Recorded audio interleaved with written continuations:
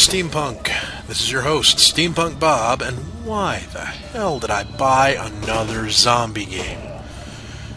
My opinion on zombies is reasonably well established, I think. If there's one thing that's deader than zombies, it's games about them. Yeah, I prefer having almost anything but a zombie apocalypse scenario. And it's not just a dislike of apocalypse scenarios, I love Fallout. Anyway, I guess I should talk about the game listed in the episode title, eh? Deadly 30 is a zombie-based defense game. You start as an American, armed with a German machine gun? Weird, but okay. You find a defensible building and get to work not dying. During the night, you deal with waves of zombies. During the day, you wander around outside your base in an attempt to find other survivors and or scrap metal, which you can feed into your replicator in order to get precious bullets, upgrades of various sorts, and delicious medkits. It has to be a replicator, because as long as I have scrap metal, I can produce an unlimited supply of bullets. I may not be a gunsmith, and I'm definitely not a hand loader, but I'm mostly sure there's ingredients in bullets other than just metal, if only because there's a long list of ingredients for crafting bullets in Fallout New Vegas. Turns out this game is set during World War II, because zombies alone weren't a tired enough setting element.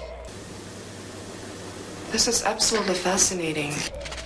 I didn't really realize it was a World War II game until the game outright mentioned it. But that could be because I hadn't recruited the German yet. The German. You know how people are quick and accurate to point out that just because someone was a German, hell, just because someone was in the German military in World War II, that didn't mean they were a Nazi? Well, she certainly is.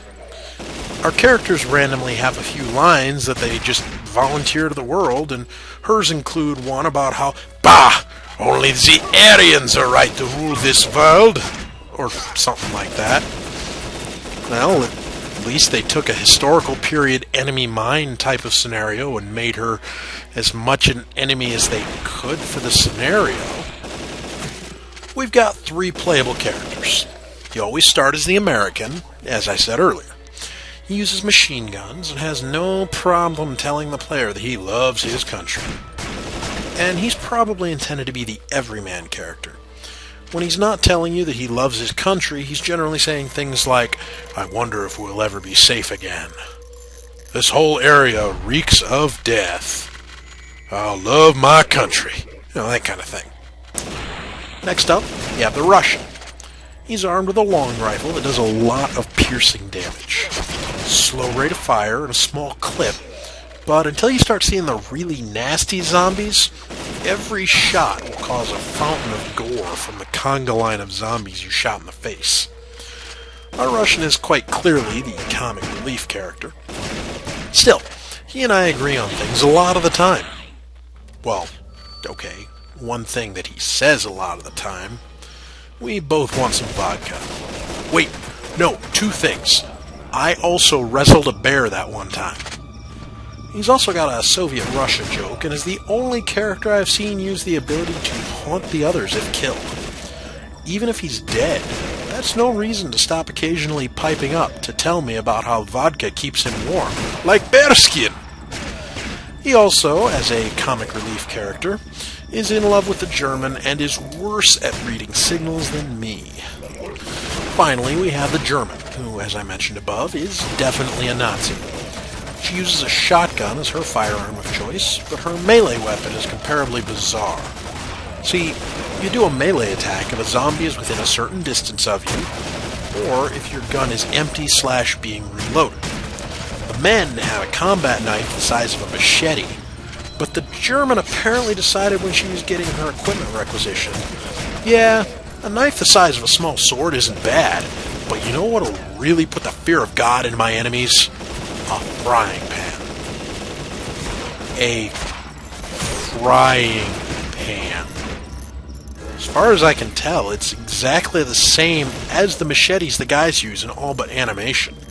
Hell, I got the achievement Shanked, which is for stabbing 300 zombies while bashing them with a frying pan. Maybe she sharpened the edges or something. Why give her a unique weapon, though? I mean, it's a laugh to see someone bashing zombies over the head with a frying pan, I guess, but now we have the dichotomy of manly weapons and women weapons. If they all had unique weapons, I don't think I would complain at all about this frying pan. So, if the developers of this game are watching, give the Russian a vodka bottle or something. He could have it be even one of those broken bar fight bottles, which would be awesome! This game has an experience system which is persistent between games. You gain experience by killing zombies, and I think that's all you get experience for. Though, maybe you gain some minor amount for surviving a night. Though generally you survive a night by shooting a lot of zombies, so... As you move into the higher levels, new items get unlocked in your replicator. The most important new items are obviously the new guns, because those stay with you while you go out during the day to scavenge, but then you slap down a turret. I had thought this would just be building a gun emplacement that one of my AI-controlled survivors could hop into and start mowing down zombies. Turns out I was wrong. The turrets have some sort of targeting AI and are almost completely automated killing machines. You do have to tell them to reload, which shuts them down for a while, but it doesn't force you to stand right there during the reload process. You apparently just push a button on the turret and it starts the reload.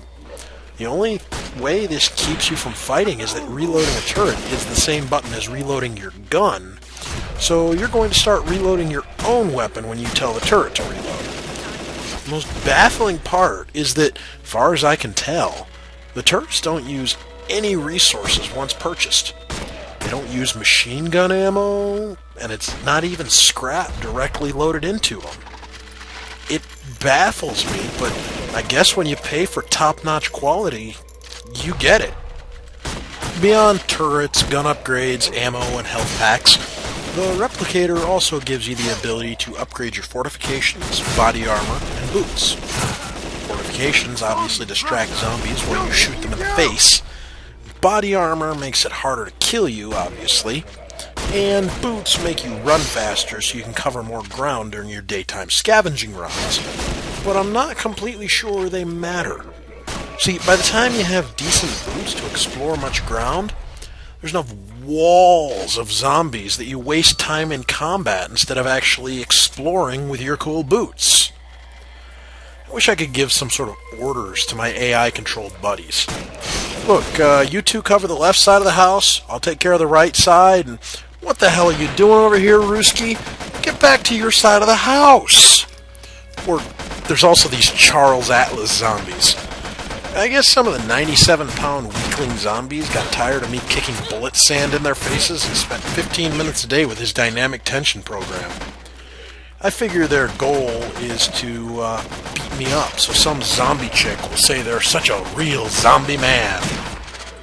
Anyway, these guys are a real pain in the ass, because even though the AI is not crouching, which increases your damage and improves your aim at the cost of your movement, it's simply too difficult a task to walk backwards while repeatedly shooting Charles Atlas in the face. Hey, guys, could we maybe try a plan that does not involve us getting repeatedly punched in the ribs by an 8-foot-tall giant built like a 90s anti-hero? Guys, once you have the money to replicate a big turret or two, and especially with a decent level of barrier, we start running into one of the major problems I find in games like this. Really, I bet I could start sleeping through the night.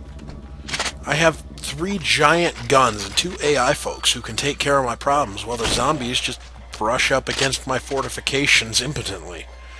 As it stands, I really just fire wildly at the crowd while repairing my barrier and hoping the AI doesn't just wander outside the base and get instantly owned. Or that the game doesn't feel like making my character just keep walking or refusing to shoot a pair of bugs that really annoy me. Still, even if one of your AI partners is stupid enough to go get killed, you can find a fresh one in the next few days when you go out scavenging. I guess it's like Left 4 Dead, where you could find dead players alive and scream to be let out of a closet later on in the level. Now, bits of polish that I really liked. Your crosshair is a different color depending on who you're currently controlling, and thus what kind of gun you're using right now. Green for the American, red for the Russian, blue for the German. Medkits heal everybody on your team, which helps with preventing the AI from dying of stupidity. Finally, the game did something that few games can. It made me laugh on purpose. After finishing every night that's a multiple of 5, you get a little cutscene, as long as all the people in the scene are alive at the time. The scene after night 10 was fantastic. This game has a very tired premise, though.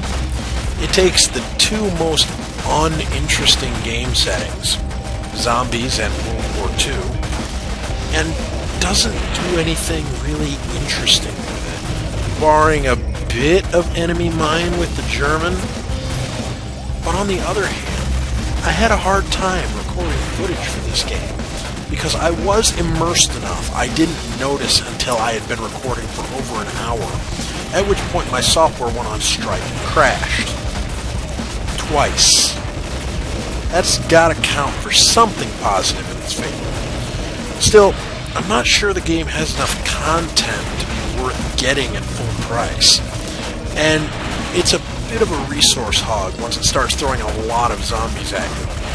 The only reason I lost a character my first night to level 30 was because my controls locked up and I went far enough out of the base that the Russian decided I was going exploring, so he threw himself in the massive pile of still moving dead bodies and was immediately gutted.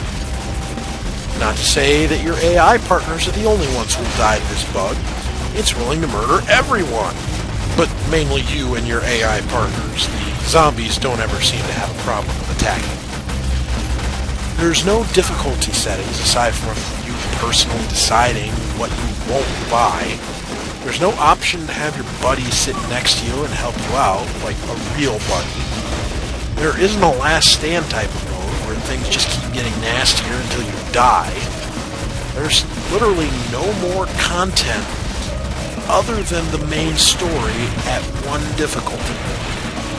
There's also a couple of other polish elements I really wish were there, like a general volume slider or the ability to mute select elements. It's not too big a deal, but I often prefer to turn down a game's music and play my own. There's also, I wish there was some sort of visual indicator, at least for the character I'm using, of how far through a reload I am. As it is now, you press the button, it says reloading, and till it's not. I don't feel ripped off, but I'm not sure I'd recommend it. It's a solid okay. Anyway, this is SteamPunk Bob, out.